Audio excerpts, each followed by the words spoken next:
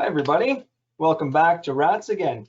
This will be our last webinar of the year, and we're going to change up the timing for January. So I think most of you probably won't be able to get online live, but what we are going to do is also simultaneously cast to YouTube, and I think I have an option for LinkedIn. So we'll see what different options we have to broadcast at 5:30 live, and then of course it'll be recorded. Just a couple other things I wanted to mention before we get into this is the Jared, he's down at the Turbo Symposium this week, and as you all know, we have our own version of our technical conference and workshops in 2022. So October 26th, workshops, half-day workshops, and the 27th, which is Thursday, we're going to have a free conference with a trade show as well, with a lot of local service providers and equipment suppliers. Very good, very well attended. So we're looking for papers, looking for presentations. Check out our website. There's a call for presentations. It's not too arduous there. And like I said, back to Polos, January 20th, starting at 5 o'clock, and then we'll air our presentation, which will be live in person there and also online as well simultaneously. So a couple other things. We've got 2 new sponsors that we're going to present to everybody in January. So stay tuned, we'll let you know who they are.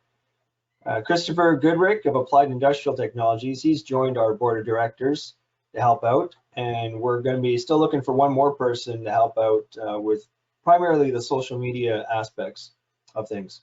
I'm going to turn it over to Jared so we can introduce AP Dynamics and our presenter.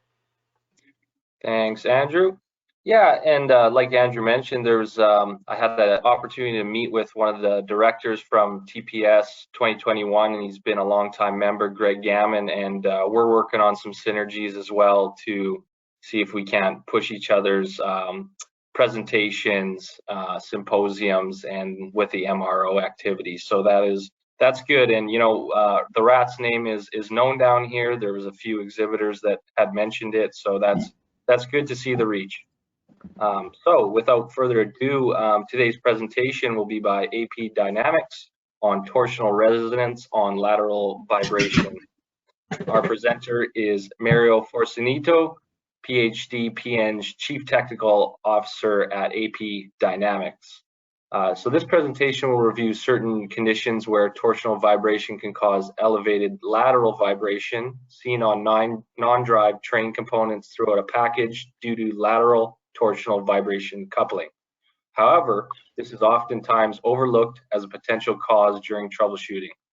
AP Dynamics is presenting a case study highlighting how reducing elevated torsional vibration on a crankshaft ultimately reduced vibration on components throughout the package.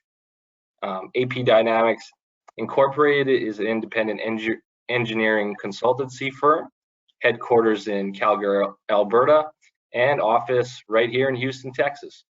It specializes in advanced engineering services in the fields of acoustics and vibration, stress engineering, integrity engineering, geohazard, rotodynamics, thermal engineering, structural engineering, forensic engineering, product development, field measurement services, and computational fluid dynamics.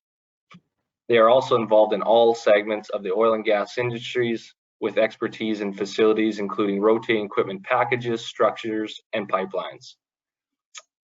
As I mentioned, the presenter is Mario Forcinito. Dr. Forcinito is currently the Chief Technical Officer of AP Dynamics and an adjacent professor at the Mechanical and Manufacturing Engineering Department at the University of Calgary. He is also registered to practice engineering in 8 Canadian provinces. Mario has been involved in many aspects of numerical simulation, R&D, and applied mathematics for the last 30 years. He is one of the founders of AP Dynamics and currently leads the company's R&D efforts.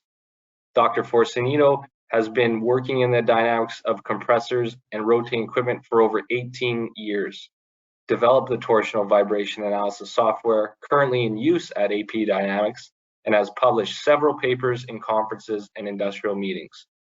Mario also has experience in the design of pipelines and the modeling of large-scale boilers, addressing all thermomechanical, structural, and integrity aspects of the equipment. So we're very pleased to have Mario here today, and with that, I'll turn it over to you to get it going. AP Dynamics is an engineering service company that was founded in 1998. We started doing acousticals and mechanical vibration analysis, and over the years we grew into a full-fledged engineering company. Right now we have our headquarters in Calgary, where we have been for the last 20 years. We have a office in Houston that we reopened a year ago, and but we also form part of a bigger group of companies and with partners in Belgium and France, and our partners are more in a different taking care of different industries like aeronautical and space industry, but we are concentrated on energy, oil and gas. We have done work for all the major companies in Alberta, United States, and even some in Europe. And right now, within our network, we have access to about 200 skilled engineers, and some of them are on senior engineers. For the oil and gas and energy industry, we are well versed to take care of facilities and pipelines design. We started with mechanical vibration and stress analysis. That was actually where our bread and butter for all these years, right? And we keep doing that. So torsional and rotor dynamics for rotational machinery is what we do. We over the years, and because of clients' requests, we have added all the static and dynamic structural analysis. So we are also doing a lot of skid and foundations and even wander into some dynamics of buildings and bridges. We have a strong field service branch that is fully equipped to go and do vibration measurements, pressure measurements, pulsation measurements, strain gauge, etc. And in the more recent years, we have added a branch that can do fluid dynamics, computational fluid dynamics, to the highest level of sophistication that the current software allows. So we are right now we are a fully integrated engineering company, and this was all mostly through organic growth, right? And mostly following the request from our customers that ask us to do more and more and more, and then we have been adding particular services for them. I don't want to talk too much about our company because I know that everybody wants to listen what we have done with the torsional and lateral vibration coupling, which is a very interesting subject. Everything started when we were called to look at vibration problems with a 6-throw aerial compressor coupled to a 3616 engine, and we it's Andrew. So what I'm going to do is I'm just going to change presenter over to myself, and I'm going to share your presentation that you sent to me. Okay. And I think that will work better. Okay. So how is this? I think We've got Good. this slide now. So now you just have to cue me on which slide to be on, and then I'll change. Okay, you need to be on the next one. Okay. No, next one, sorry. So yeah, okay, yeah, that's the right one. I'll tell you when to switch.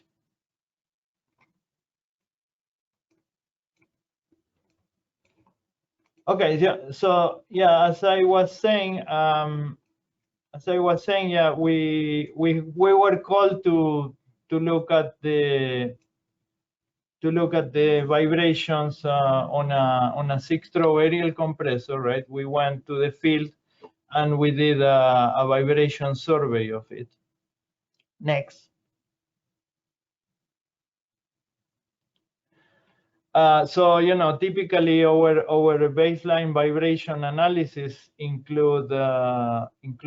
this was a facility with 2 of these compressors. So our baseline vibration survey includes to go and take vibrations readings on all the cylinders, bottles, and scrubbers, and any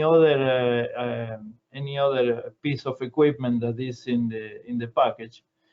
So you know, this is a standard. This is we take our multi-channel analyzer there, get all the readings, and then come to our office to process all the information and get a report to the customer. Next. In this particular case, can you go to the next? In this particular case, you know, we find that there were some areas of the package that were experiencing high level of vibration at 7 times running speed. You know, most of the package, you know, there was in the cylinders and that you see the typical 1 time, 2 times vibration that you can easily attribute to mechanical resonance with the normal operation of the compressor. But you know, the 7 times is something that is something that it gets your attention, right? Because then you have to understand where this comes from, right? 7 times is a fairly high frequency for vibrations that can be attributed to mechanical resonances. Next one. So you know, part of the root cause finding analysis involves to perform an acoustical study, and then we model the compressor, and we were looking for pulsations that could create this particular vibration at the range of frequency. But modeling of this acoustical system and creating the map for pulsations didn't show up as nothing was out of the ordinary in this compressor, and we could not find any problem from the acoustical point of view. Everything was way below the guideline, right? We typically when we look at an acoustical, right, we have the API guidelines, and we in particular pay a lot of attention to the shaking forces more than the pulsations, right? Because the shaking forces between ends of a piece of pipe, or the shaking forces between the ends of a pulsation bottle, or between the pulsation bottle and the scrubber, those could create sometimes issues with mechanical vibrations on the package. You know, pulsations could be at a higher multiple of the running speed. So in this particular case, you know, our analysis indicates that everything was sound. No pun intended there, but everything was sound from the point of view of the acoustic. So then we did look at, say, well, maybe a torsional issue or a torsional problem because in this. So the first step we took to find out was to do a torsional vibration analysis. Next. So, you know, on a typical torsional vibration analysis, what you do is you create a torsional model involving all the inertias and all the springs on the driver and the compressor, and you know, you even on the auxiliary equipment attached to the ends of the compressor. And then what you try to figure it out whether there are some torsional resonances or even where situations in which even if you don't have a torsional resonance but you have excessive distortion or excessive torsional vibration due to the normal forcing of the compressor on the system. So in this particular case, you know, this is what the model looks like, right? So you have masses and springs, and then you solve the motion, the torsional motion equations for it, and then you get the result. Next. So I guess everybody is familiar with torsional vibration analysis, because torsional vibration analysis is often performed at the design stage of the package to prevent things like this, right? You want to make sure that there are no resonances that could get you in trouble by breaking couplings or shafts or having problems like that.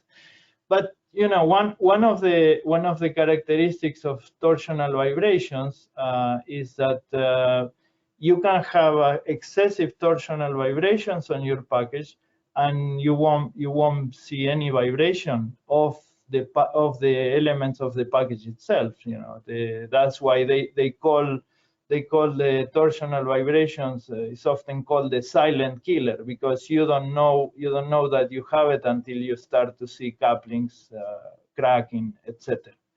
Next one.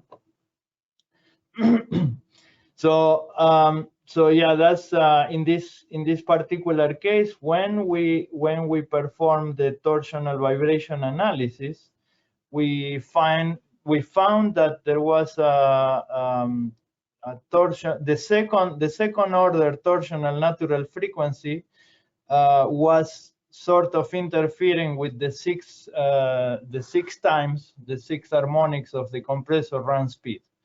And then in the angular deflection for the auxiliary end, we predicted that there is going to be a high. You know, it was high, but it was not something that you will say, well, change the design because of this high number of or high level of vibration.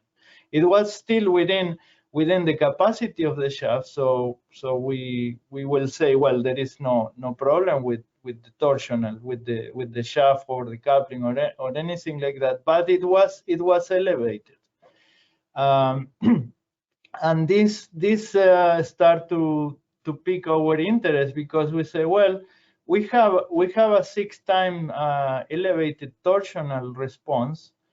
But what we were measuring on the field was a 7 times elevated lateral response.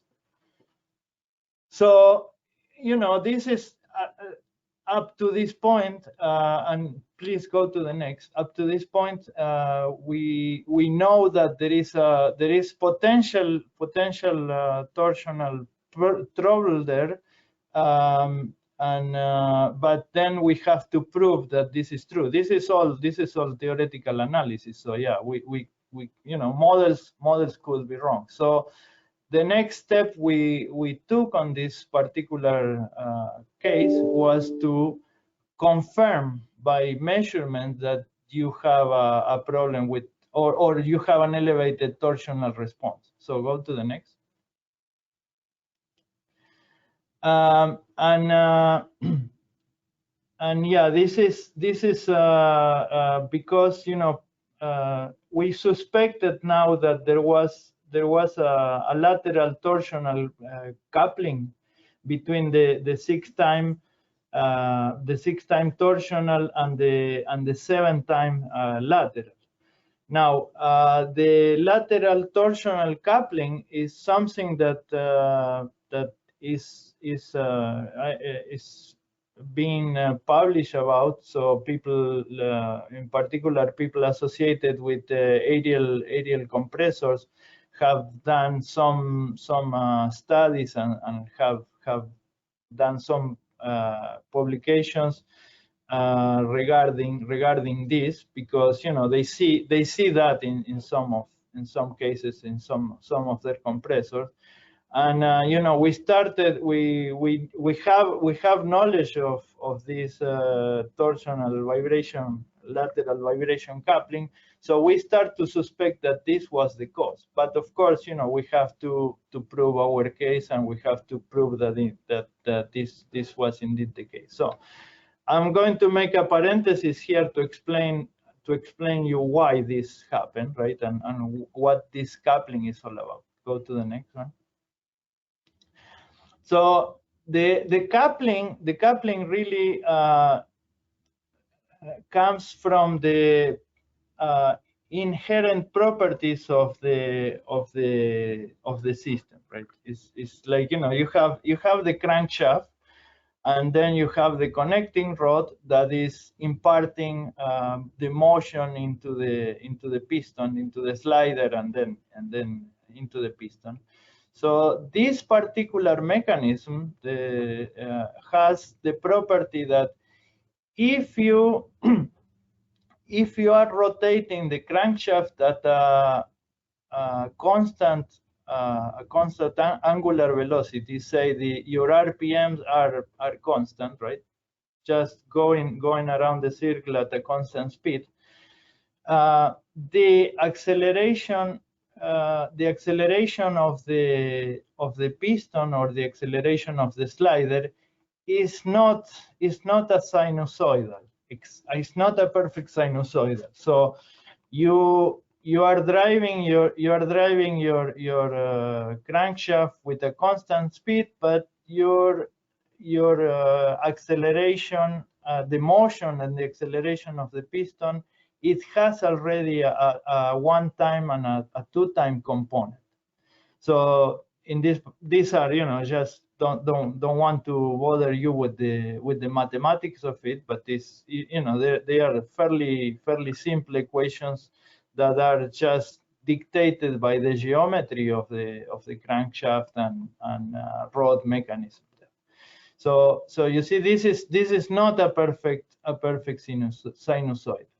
So now in normal operation, right, a receive compressor doesn't have a constant RPM around the circle. So there is, you know, if you measure the angular velocity at every point of the around this circle, right, you are not going to get a constant number.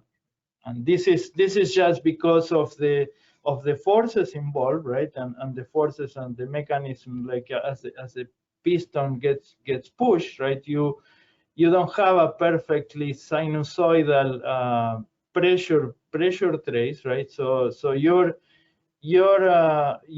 velocity, instantaneous velocity at every point is going to change. You know, in the business of analyzing this, what you do is you take that complicated function that gives you the non-constant rotation around the circle, and then you decompose that into the Fourier components of it, right? And then you say, well, I'm going to have the fundamental, right, which is the 1 times going around the circle. So you have a constant RPM. Then you have a variation of the constant RPM at 1 time, right? Say this is the cosine of omega t, and then another variation at 2 times and at 3 times and so on. So and then that's what that people understand normally as the Fourier decomposition. So what you are doing is you are just taking a very complex function and decompose it in simple functions that you can express in terms of sines and cosines to make the mathematic handling of this easy. So say say that for the case of constant RPM, we get a 1 and 2 1 times and a 2 times component on the acceleration. Now go to the next slide. If I pick, for example, an RPM that is not constant, say instead of having a constant RPM around the circle, I will say I will put perturbation on the 6th time, for example. So I just take one of those Fourier components and say I'm going to put a 6th time component on it. So what this is going to do to the acceleration of the piston is to make that shape that was not a sinusoidal to start with, but it's going to put more dips and valleys on it, right? And it's going to modify this in this way. But when I look at the Fourier components of this function, the acceleration of the axial motion, right? I started with a 6th time, right? But the mathematics of it, just the equations, are going to give me a 5 times and a 7 times. This is just a property of the crank slider mechanism. Nothing we can do about it. Now, if I say, well, the variation on the RPM around the circle is associated with torsional vibration, I can also say that the variations or the ripples on the motion of the slider are going to be associated with lateral vibration, because this is going to create forces in the lateral orientation, right? And these forces are going to be transmitted through in 2 ways. The forces are going to be transmitted through the cylinders and also through the bearings into lateral motion of the frame of the compressor. But the funny thing is that I inputted a torsional vibration at 6 times, but then I get a lateral vibration at 7. So then we say, well, okay, this is a good candidate to be the problem in this particular case. Go to the next. So far we have the analysis is telling us, okay, this is maybe the cause. But then, as I always say, no matter how beautiful and how shiny your model is, and no matter how many letters after your name you have, if your model doesn't coincide with reality, your model is wrong. So then we have to prove in the field that this is true. So then we have to, next step was for us to say, well, now go back to the field and prove that we actually have an elevated level of torsional vibrations at 6 times. Now, the way you do that, right, is you can you can measure the torsional vibrations by either using strain gauges, right? So you stick strain gauges into the shaft of the compressor or the motor or wherever you can have access to it, right? And these strain gauges are have a transmitter that go with them, and then you have an antenna that will receive the signal. So as the machine operates, the strain gauges are going to read the strain on the shaft, and then that signal get transmitted and processed, and then you can tell what is the torque at any moment in time as the machine rotates. And then you do the normal normal Fourier decomposition, you do the spectrum analyzing type of thing. So that's one way. To do that, of course, you have to stop the machine, right? Put the strain gauges, and this process could take a few hours. I mean, the difficult part really boils down to you have to be able to clean up the shaft very well, so that when you put the strain gauges, they stick and they give you the right reading. And this is a little bit more involved. There is an easier way to do it, and the way in particular for aerial compressors, right? And the back end, you can open the back end, and then you will have access to the end of the shaft from there. And we have made a special adapter that will be you will be able to put this adapter into the back end of the compressor, and then you will have that attached to a torsional encoder.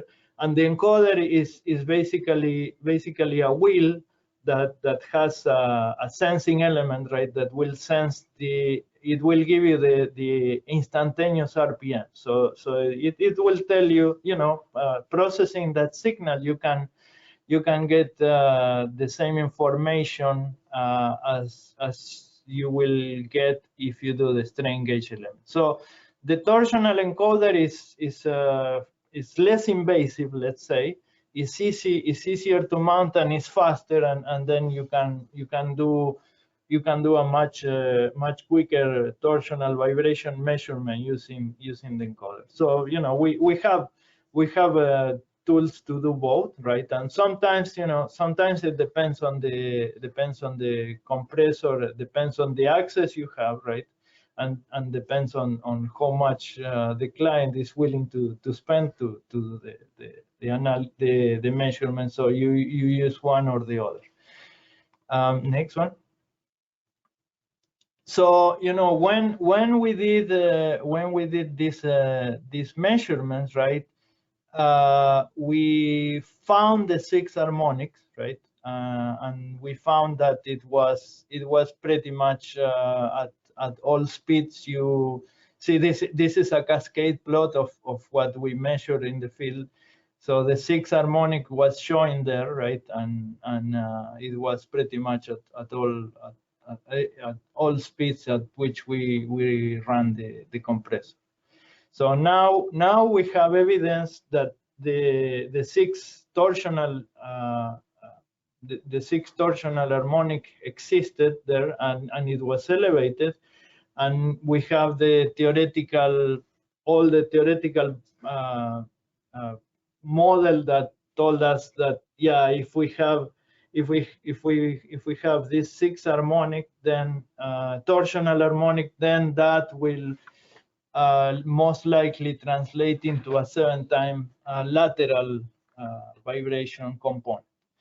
So with all this evidence, let's go next one.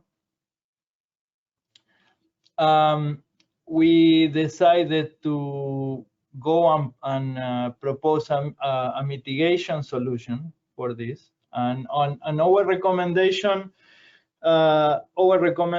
was to reduce torsional components by using an internal damper. And that recommendation was achieved or arrived at after we tried some other possible solutions. For example, once we have the torsional model, now we can play. So in our torsional model that we now know that is correct because we validated against reality, then we say, well, what if we change a little bit? Let's put let's try to detune using flywheels, for example, right? And then that didn't work. So in our model, it didn't really show any improvement unless you put a very big flywheel. So it was impractical. So we in consultation with Ariel, we figured it out that the damper, they have a torsional damper that goes in the end now. It's internal in the compressor, so you have to disassemble the compressor to do it. But they have that part already, so they give us the properties, the stiffness, damping, etc. So we put that in our model, and it shows that the 6 time gets greatly reduced by it. And together with them, right, we engineer a recommendation to our client to put one of these dampers in the compressor. Now, our client follow up on this, and then go to the next. So the damper, our client look at what we have done, right? They thought that it was a good idea, right? And then they move ahead with it. They accepted, and then added the Ariel damper on the end of the compressor. Next. So now we go back to the field, right, to do the verification, right? And the 7 times, right, was reduced significantly through the package, because this 7 times, right, it was originated in the compressor, but you will measure that in the PSVs, you will measure that in several places of the compressor package, because those places that will resonate with the 7 times will go at 7 times. Now on the field, on the follow-up survey, we found that that was pretty much gone. It was significantly reduced, and now everything was under guidelines. So we say, well, this is, we call it a success, right? And of course, the client was very pleased with the outcome. And so we also were very pleased with this. Now, the lessons that we get from this particular case, if you go to the next one, the lessons that we get, can we summarize as we have it's important to reduce the torsional vibrations in the drivetrain, right? Because not only because of the torsional vibrations itself that may or may not put in danger the integrity of the train, but as you see in some cases, right? In some cases, these torsional vibrations through the coupling with the crank and slider mechanism can increase or can create some damaging lateral vibrations. So, and these vibrations, these vibrations that have the origin on a torsional vibration, they will be measured in some non-drivetrain components even. And you know, it will not be evident. It will not be something that is not the first thing you think about when you measure vibration on a PSV, that this is related to a torsional problem, for example. So it's always good to be aware of the consequences of torsional vibration, especially on received compressors. Even if you don't have failures, even if you're not breaking couplings. Now, one of the things that unfortunately people is not doing enough is to measure, to make torsional vibrations part of what you do for baseline vibrations upon commissioning, or every time you do service your compressors. It is advisable to do some torsional measurements, because that they can tell you a lot of things that you didn't know. But and you know, they are not that expensive to perform, and we always recommend clients to do that as part of the baseline survey. Right? It doesn't take a lot of extra work, and you know, in the hands of people with experience, they can tell you a lot of things, and then they can save you a lot of headache down the road. So with this, I want to end the presentation. So I really thank you everybody for their patience, especially with all the glitches we have at the beginning.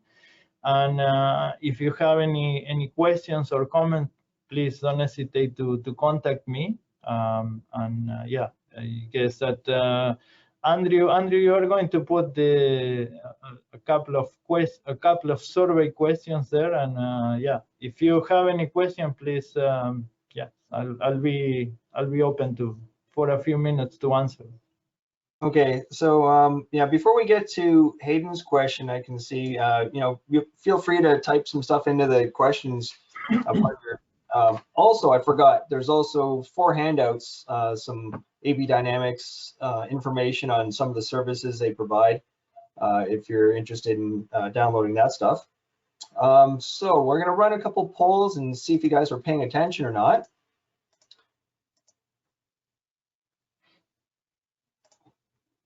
Okay. Angular speed of a recip compressor shaft is constant around each turn. True or false? We'll try to get through these fairly quickly.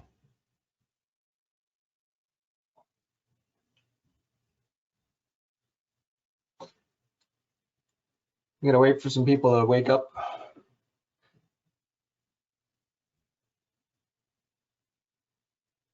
About 50% of people voted so far. It seems to be ramping up now.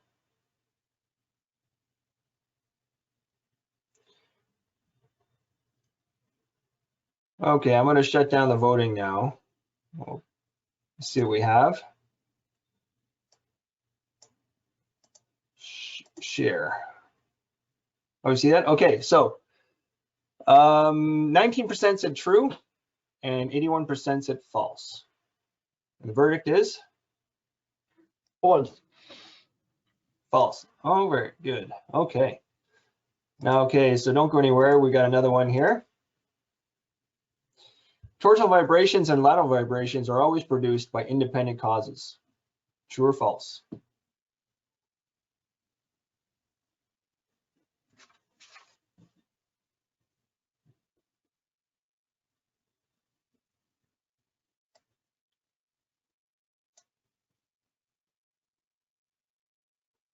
We got any more votes coming in?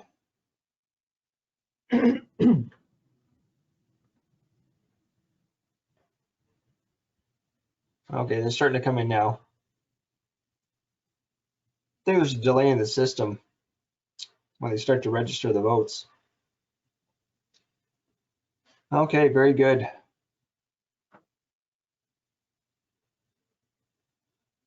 We will stop it there.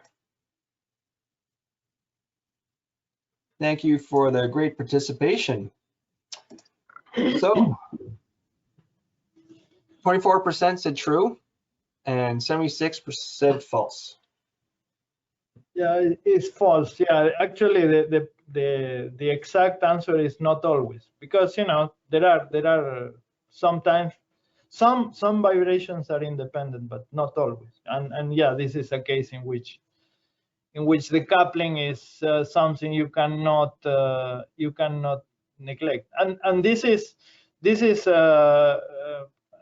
the reason this is sometimes surprising is because typically, right, traditionally, you do a torsional vibration analysis and you do a lateral vibration analysis, and in the lateral vibration analysis you only include forces coming from forces on the pressure forces on the cylinder, right? Acoustical forces, pulsations, etc. You don't do necessarily this coupling every time. So it's part of maybe in the next generation of the API they will put it as a thing to check, but right now the normal practice is to look at torsional separate from lateral. Excellent. Okay, so here's a question from Hayden Run. So they have a motor to gearbox coupling that keeps shearing bolts randomly, and so they're not sure if the failures are occurring, during startup or running, but the assumption is startup. And so looking at the critical lateral analysis, there's a mode at 58 hertz, so which is pretty much at the 60 hertz line frequency. Yes. Wondering if you've encountered situations when the motor is creating high levels of torsional stress. With gearboxes, yes, yeah, because the gears also have that particularity, right? And especially if there is a little bit of backlash, they could. So what would your recommendation be to diagnose that? Well, it's always difficult to tell, right? It's like, you have to take a close look to maybe some measurements, some field measurements. Knowing the variation, like with electric motors. With electric motors in particular, I remember at least 2 cases in which the customer got in trouble because there was a bad indication on the control of the motor, right? The panel will say something that was not true. And this is why on an electric motor, sometimes you find out, the only way to find out is to actually put strain gauges on the shaft and actually measuring the actual torque and the actual power that you are consuming, plus the vibrations, because sometimes you get the wrong indication from the electronics that comes with the motor. So yeah, that's something that needs to be analyzed.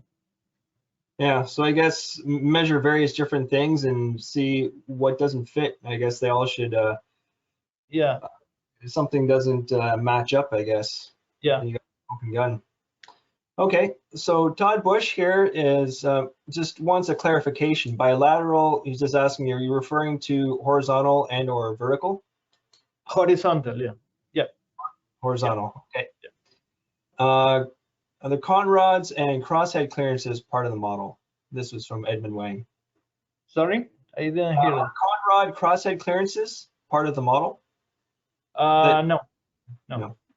Okay. No, the models are not that sophisticated. You can include that, right? In the simple mathematical model that I show. That's the simplest you can get away with to show the effect. But yeah, certainly clearances need to be looked at. Actually, the clearances could be your friend, because the clearance act as because you have the shaft, right? You have the oil, right? The oil can act as a little bit. It could supply damping to something like this. So and yeah, that's something that could be introduced in the model.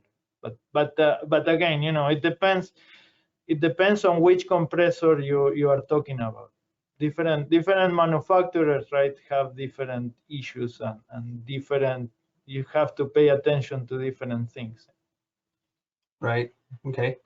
And so just a follow-up to Hayden's gearbox question, would reducing the gearbox backlash that is being excessive be a way of eliminating the torsional stress? And that's, assuming that the backlash is. That's true. Yeah. If you can reduce the backlash on that, yeah. And there are ways, like, I'm not sure what they have in there, but there are sometimes you will use a soft coupling when you have when you go from an engine, for example, from an engine. No, this is a motor, right? But sometimes you will use a soft coupling just to minimize those effects. Yeah, for sure. I could definitely. It depends on both. It depends on the driver and the load, because the load may be producing the vibration, not the motor. Absolutely. Yeah, definitely changing your gas composition would change that. Yeah. So yeah, that was one question I was going to ask about coupling design, but I think you covered that. And I was just going to, ask about the differences between like centrifugal and reciprocating compressors, and the kind of torsional issues you'd see. Like what kind of things would set up a torsional vibration in something centrifugal?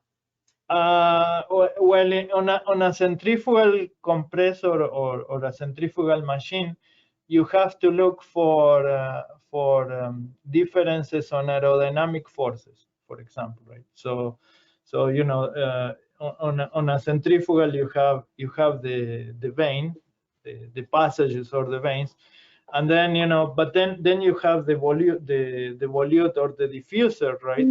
That sometimes the diffuser cannot be axis symmetric. You cannot make something that is perfectly symmetric, so you will have to have some bump along the way. So you have aerodynamic effects on that could produce torsional vibration, because the vane doesn't push evenly around the circle, and that yeah, is turbulent. Sometimes when you operate a centrifugal compressor far away from its design point, then you can have these problems, because the aerodynamics is wrong. And in centrifugal machines, what you do, actually centrifugal machines, the torsional and lateral analysis, the hardest part is to assess what the aerodynamic forces are, because that to do it properly, you need to do something like a full CFD of the machine, which is very, very hard to do, and or have measurements from previous experience, right? And yeah, and those are difficult to assess, just because aerodynamics is hard. Oh, very good.